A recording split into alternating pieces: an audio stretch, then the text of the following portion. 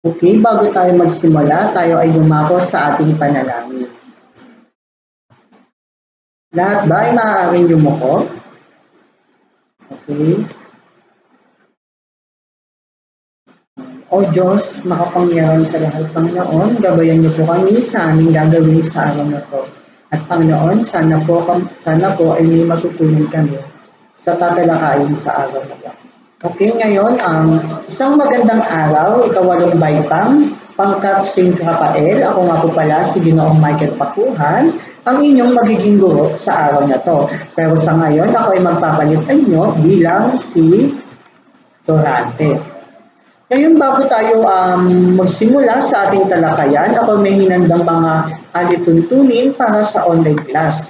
Una, humanap ng komportableng pwesto o lugar. Pangalawa, panatilihing nakasara ang inyong mikropono at buksan ito kung kinakailangan. At para sa pangatlo, pindutin ang raise hand button kung nais sumagot o mayroong mga katanungan.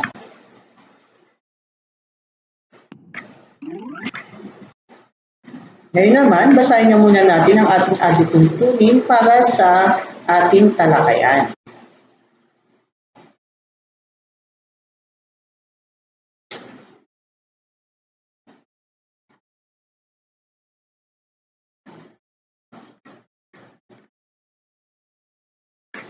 Okay, ngayon ako may papanood sa inyong video na kung saan ito ay maaaring may kaugnayan sa ating tatalakayin sa araw na to. Bago yon, basahin na muna natin ang ating alituntunin sa panonood.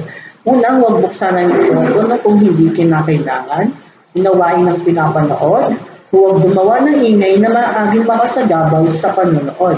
At ang huli, magtala ng mga mahalagang impormasyon. Good morning, anak. Gising na at baka malate ka. Anak, lagi mong iharap sa'yo yung zipper ng bag mo. Baka masalisihan ka. Ito no, nasukit pa. O anak, huwag puro hinog ha, para hindi mabulok agad. Ito na lang pala no, para mas mura pa. O sige, magumpitas na kanina lang.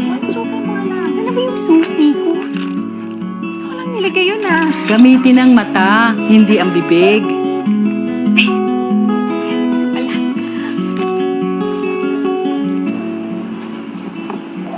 Anak, mamaya na yung pamparami ng eye bags. Kumain ka na muna bago ka pa malipasan ng gutom.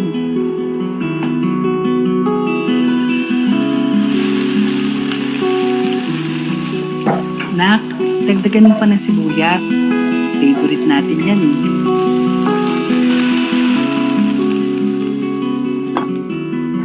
Nay, kain tayo?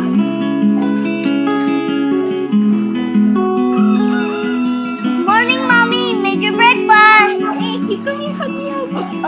Mommy, Yes. I love you. Hey, I love you. Salamat.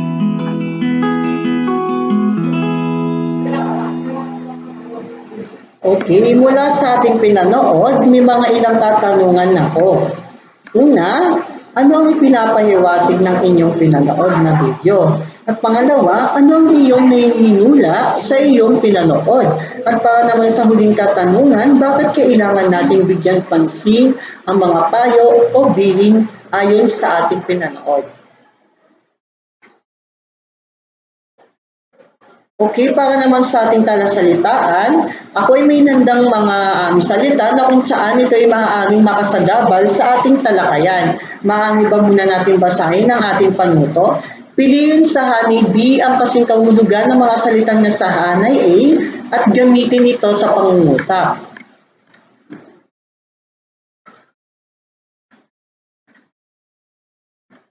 Ngayon naman, ako ay may nandang laro na kung saan ito ay tatawagin nating name it to win it. Bali, ang gagawin lang natin dito, may papakita ko sa inyong mga larawan na kung saan inyong mahuhula o inyong huhulaan kung ano nga ba talaga ang ating tatalakayin o pamagat ng ating aaralin ngayong araw na to. Ngunit bago yun, basahin nga muna natin ang ating panuto. Buuin ang salita gamit ang mga iba't ibang larawan ng mga tao.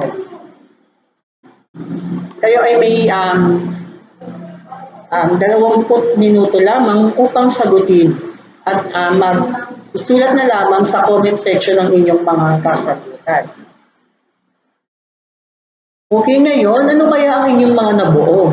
Okay, mahusay. Ang ating nabuo ay Bilin Ko'y Tandaan, Florante at Laura, Saknong 242 hanggang 257. Ngayon naman, may ipapanood ulit akong video. Basahin na muna natin ang ating agiting turing sa panonood. Una, umupo ng maayos upang hindi antukin. Pangalawa, makinig ng mabuti. Pangatlo, iwasan ang pagbukas ng mikropono kung hindi naman kinakailangan. At para naman sa huli, magtala ng mga mahalagang pangyayari. Makinig ng maayos dahil ito na ang pinaka-video na tatalakayin sa araw na ito. Pero bago yun, ito yung mga katanungan na maaari ninyong sagutin para mamaya. Paki-screenshot para pagdating natin sa mga katanungan, hindi na tayo mahirapan. Handa na ba ang lahat? Ikaw walang baitang?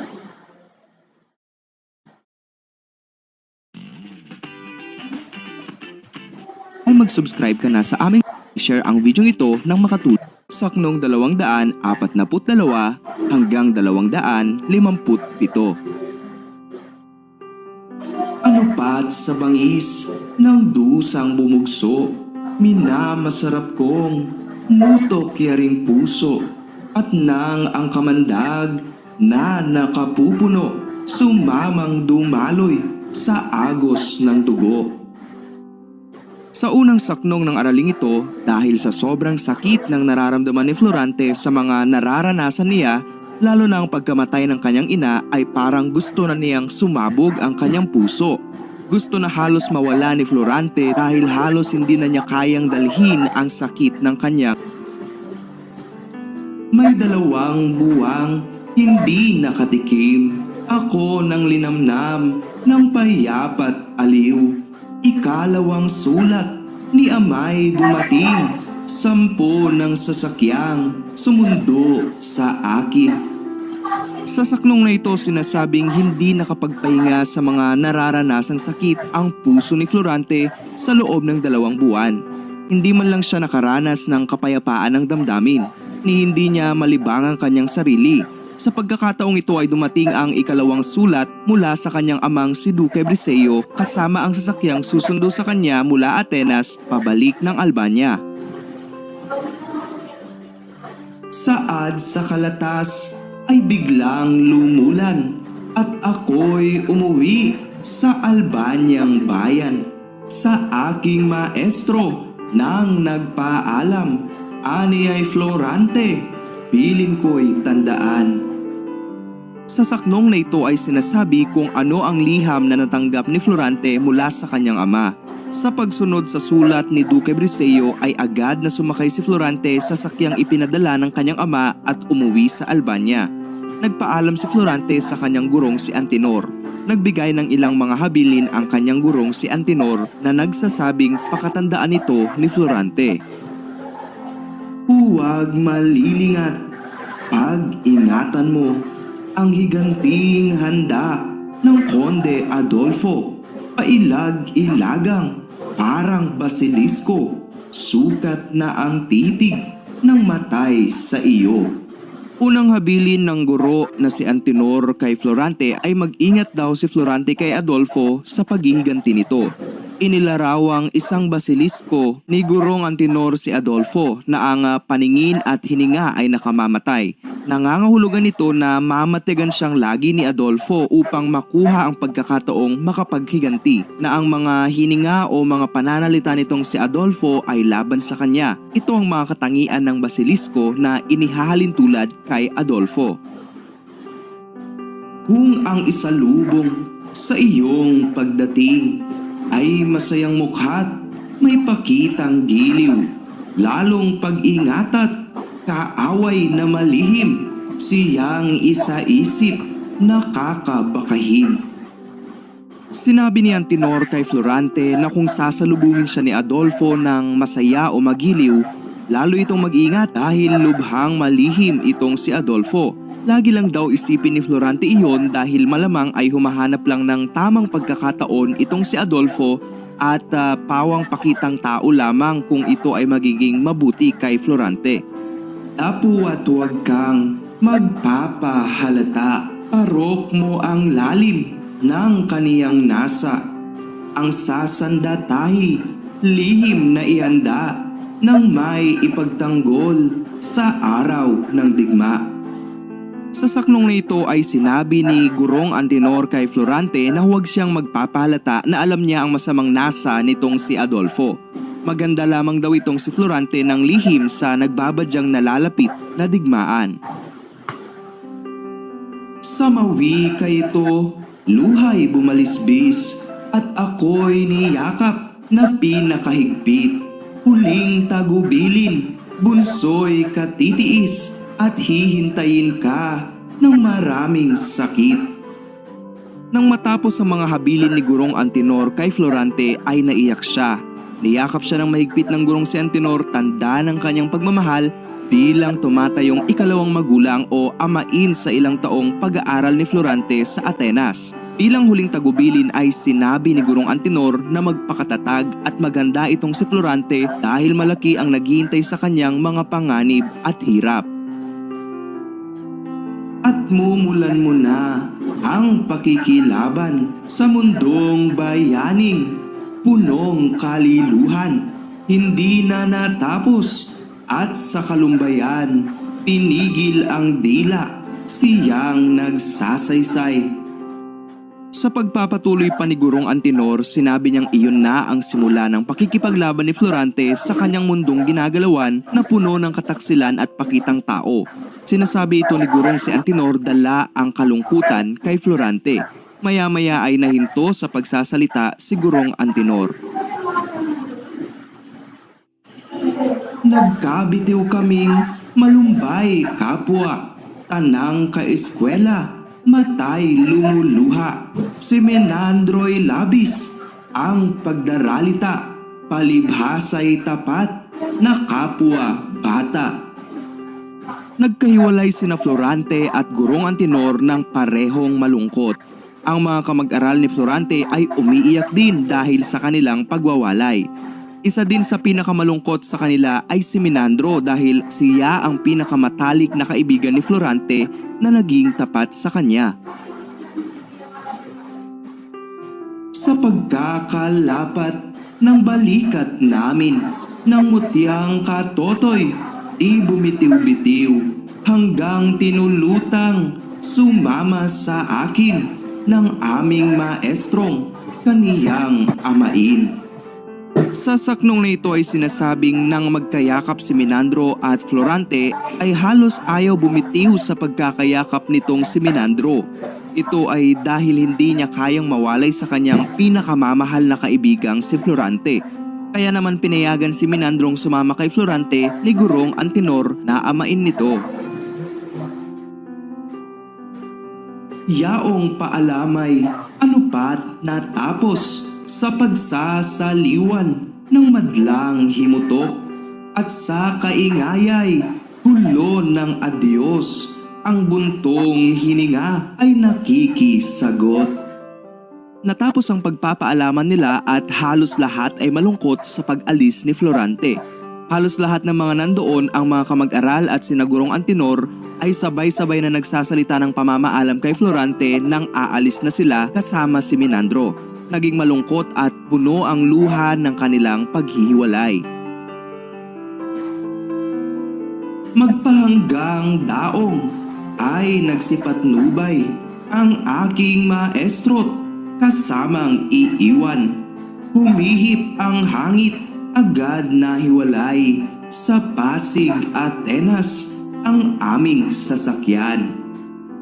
Sinasabi sa saknong na ito na inihatid ng lahat ng mga kamag-aral at ng kanilang gurong si Antinor sina Florante hanggang sa daungan. Nang handa na ay pumalaot na ang sasakyan nila Florante sa baybaying ilog ng Atenas pauwi sa Albania. bininit na busog ang siyang katulad ng tulin ng aming daong sa paglayag.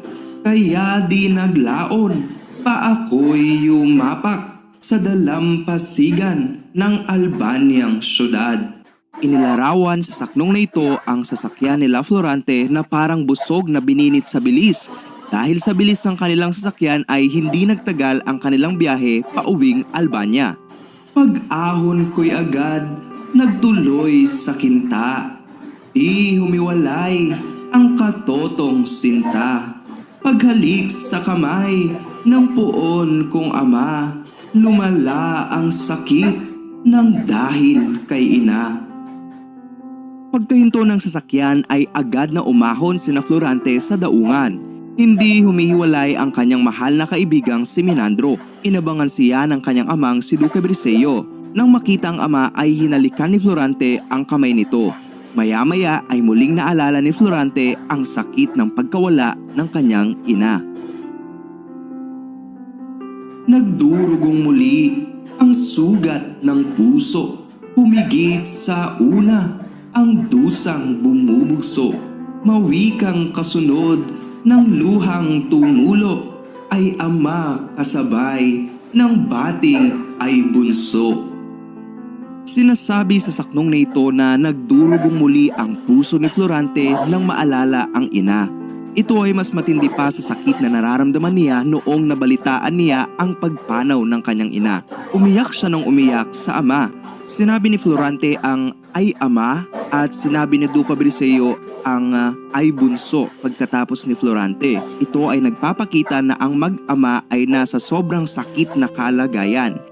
Ano pat ang aming buhay na mag-ama, nayapos ng bangis ng isang dusa. Kami ay dinatnang nagkakayakap pa niyong embahador ng bayang Crotona.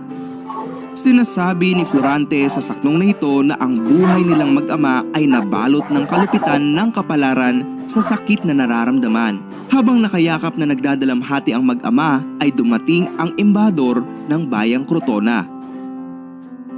Narito ang buod ng ating tinalakay na aralin. Sa unang bahagi ng araling ito ay sinasabing 2 buwang nagdadalamhati si Florante sa pagkamatay ng kanyang ina. Nakatanggap si Florante ng pangalawang sulat mula sa kanyang amang si Duque Briseyo na nagsasabing umuwi na siya ng Albania. Nang magpapaalam na siya ay pinaghabilinan siya ng gurong si Antenor. Sinabi nito sa kanya na maghanda siya sa paghihiganti ni Adolfo. Sinabi pa ng guro ni Florante na huwag siyang padadala kung pakikitaan siya ni Adolfo ng kabaitan dahil ang mga iyon ay pakitang tao lamang. Sinabi pa ng gurong Antenor na huwag ding magpapahalata kay Adolfo na alam niya ang lihim nitong paghihiganti. Maganda lang din daw ng lihim si Florante sa haharaping pagtutuos nila sa digmaan. Ilihim daw ni Florante ang kanyang paghahanda sa haharaping pagtutuos nila sa digmaan. Niyakap ni gurong Antenor si Florante at sinabing magpakatatag ito dahil iyon ang magiging simula ng kanyang pagharap sa mga sakit o paghihirap. Sinabi pa ni gurong Antenor na iyon ang simula ng pakikipaglaban ni Florante sa mundong puno ng kataksilan at puno ng pagpapakitang tao. Hindi pa natatapos magsalita ang guro ay napahinto ito dahil sa lungkot na nararamdaman. Hindi kaya ni Minandrong mawalay kay Florante sapagkat sila ay matalik ng magkaibigan. Kaya naman pinayagan siyang sumama kay Florante ng kanyang amain na si gurong Antenor. Inihatid si Florante at Minandro sa daongan ng kanilang mga kaibigan at ni gurong Antenor.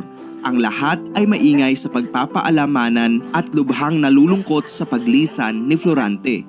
Inilarawang napakabilis ng sasakyan ni na Florante kaya nakarating sila agad sa Albania. Doon ay sinalubong sila ni Duque Briseyo. Nagbalik ang sakit na nararamdaman ng mag-ama nang maalala nila ang pagkamatay ng ina ni Florante. Hindi pa natatapos ang paghihinagpis ng mag-ama sa sakit ng pagkawala ni Prinsesa Floresca ay dumating ang embahador ng bayang Crotona. Atin ngayong pag-isipan at pag-usapan. Okay, ngayon, ating balikan yung mga katanungan. Una, naranasan mo na bang mawalay sa taong mahalaga sa iyong buhay? Ano ang naramdaman mo? Ibahagi. Para naman sa ikalawang bilang, ano ang mga habilin sa iyo ng iyong magulang? Natutupad mo ba ang mga ito? Patunayan. Pangatlo, isa-isahin ang mga habilin ni Gurong Antinor kay Florante bago niya lisanin ang Atenas. Sa iyong palagay, bakit kaya niyang hinabilin kay Florante ang mga ito? Pang-apat, kung ikaw si Antinos, ano ang maaari mong habilin sa mga katulad ng mga kabataan ng ilang mga pagsubok at bigyan habilin ang mga nararanasan nito? At para sa huling bilang, bakit ganoon na lamang ang paghahangad ni Menandro na huwag mahiwalay kay Florante? Naranasan mo na ba ito? Ibahagi. Akin itong aasahan na kayo ay sasagot para sa online class, sa ating live session. Ngayon naman, ako ay may hinandang dalawang pangungusap na kung saan ating itong susuriin. Una, ang guro ni Florante na si Antinor ay isang mabuting guro. At para sa ikalawang bilang, ang mga bili ng kanyang guro ay lagi niyang isinasaisip upang maging handa sa paghihiganti ni Adolfo. Mula sa akin iyang hinandang dalawang pangungusap, ano kaya ang sa tingin ninyo ang nakapaloob dito? Okay, tama. Ito yung nakasaluguhit na ang at ang mga. Sa tingin ninyo, anong tawag dito sa salitang ito? Okay, mahusay. Ito ay tumutukoy sa pantukoy. Ano nga ba ang pantukoy? Ang pantukoy ay ang katagang ginagamit sa pagpapakilala sa pangalan. Ito ay tinatawag na article sa wikang Ingles. May dalawang uri ng pantukoy. Ito ay ang pantukoy na pambalana at pantukoy na pantangi. Una, ano nga ba ang pantukoy ng pambalana? Tumutukoy sa mga pangalang pambalana, tulad ng ang isahan. Pag sinabi naman natin ang mga or at mga, ito ay tumutukoy sa maramihan. Halimbawa na lamang sa pangungusap na ang pinuno ay palaging naglilingkod sa kanyang mga nasasakupan. Ang ginamit na pantukoy na pambalana ay ang at ang mga. Pag sinabi natin na ang, ito ay tumutukoy sa isa dahil isa lang ang namumuno. At para naman sa mga, ito ay mga nasasakupan niya dahil ito ay maramihan. Para naman sa pangalawang halimbawa, nagtutulong-tulong ang mga mag-aaral sa paggawa ng collage. Diba? Ang ating ginamit na pantukoy ay ang mga dahil isa ay dalawa o higit pang mga mag-aaral ang tinutukoy dito. Okay, para naman sa pantukoy ng pantangi, tumutukoy sa pangalang pantangi o tiyak pangalan. Ito ay si, ni, at kay. Kapag pag sinabi natin ito, o may mababasa tayong si, ni, at kay, ito ay tumutukoy sa isahan. At para naman sa maramihan, sina, nina, at ina. Okay, ngayon ako may hinandang aktibidad na kung saan kung may natutunan ba kayo sa ating tinalakay. Panuto, piliin ang wasang pantukoy upang mabuo ang diwa ng pangungusap. Pipili lamang kayo sa dalawa upang mabuo ang ating pangungusap. Okay?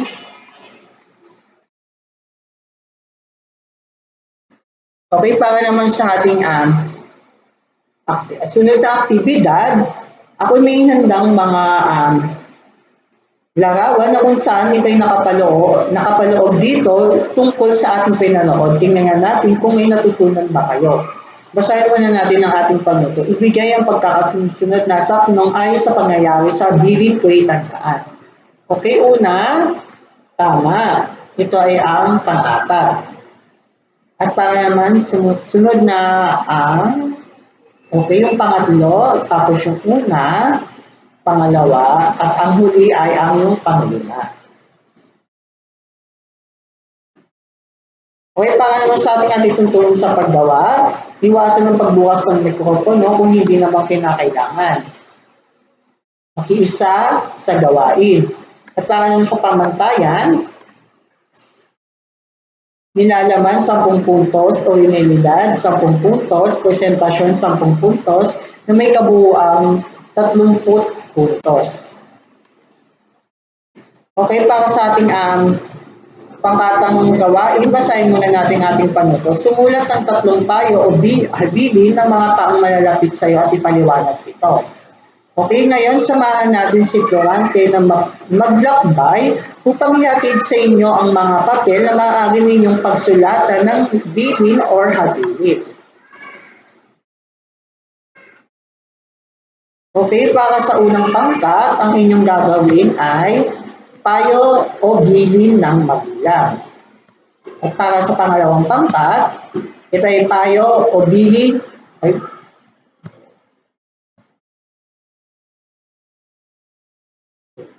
payo o bilin ng guro. Para naman sa pangatlong pangkat, ito ay payo o bilin ng kaibigan. At para sa uling pangkat, payo o bilin ng mga namumuno. Kayo ay may 5 minuto lamang upang gawin ang ating pangkatang gawain. Okay, tapos na ba ang lahat? Ngayon naman, ako'y may hinandang isang katanungan bilang isang mag-aaral sa paanong paraan mo ipinapakita o pinapahalagahan ang mga bilin sa atin ng ating mga magulang. Okay, para sa ating pagtataya, basahin ang ating panuto. Isulat ang P kung tama ang sinasaad at M naman kapag mali.